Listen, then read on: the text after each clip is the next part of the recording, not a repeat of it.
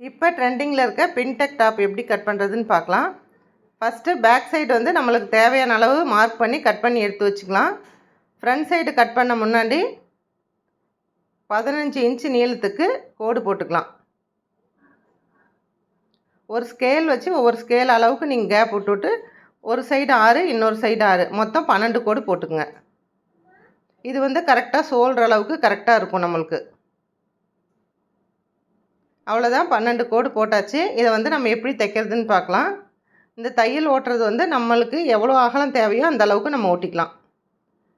கொஞ்சம் சின்ன டாப்பாக தைக்கிறோன்னா 1/2 இன்ச்சு வரைக்கும் தைக்கலாம். 1/2 இன்ச்சு 1/4 இன்ச்சு.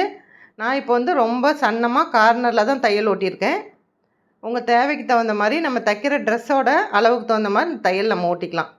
இதை ஃபுல்லாக தைச்சி முடிச்சுட்டு இந்த ட்ரெஸ்ஸோட அவுட்ஃபிட் எப்படி இருக்குதுன்னு நாளைக்கு வீடியோவில் பார்க்கலாம்.